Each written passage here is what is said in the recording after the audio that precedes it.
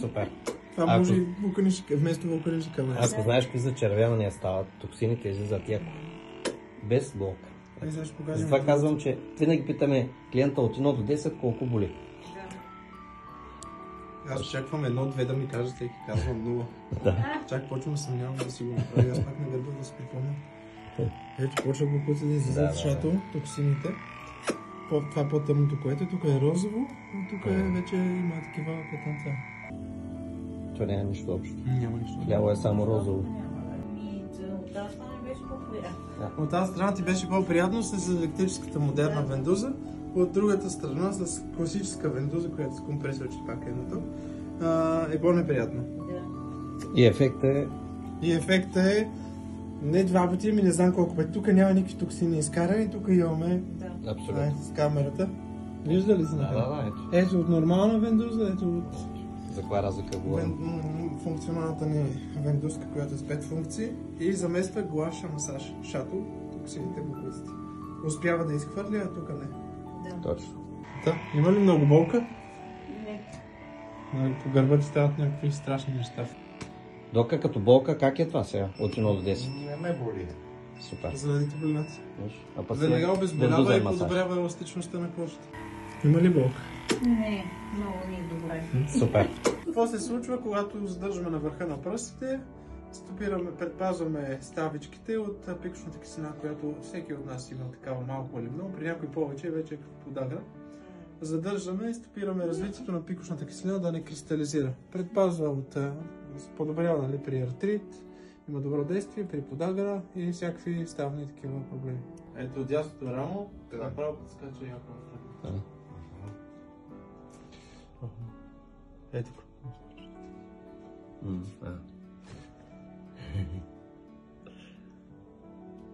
Сега, натискаш ли ме? Не. Не, двамата да коса. Тук си го слагам на поставката. Удобни са кабелите, лекички са, не са тежки кабели, които да се смъртват, спружинки са. Плюс и минус се събираме, поставям и като разделим ръцете, вече тя започва да усеща ток. Как е? Усеща ли се? Да. Приятно ли не когато заостриме с върха на пръста, пращаме енергията в по-малка точка и влизаме в по-голяма дълбочина.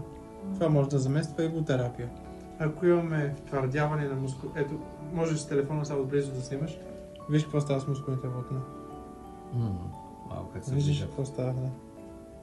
Ехе. Не знам през камерата само да докосваш. Да, само клас. С 6 степен може да правим и лицето. Ето показвам. Маме как ми сгъва. Значи в момента усещам ето докъде ми попълва една жилка. Това е за бръчки също много добре. С степента на пръстите си работи лицето.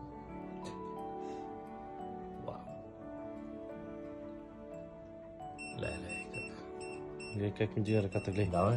Направо само ми дига ръката, аз не я дигам, виж. Не се базикам. Да, бе.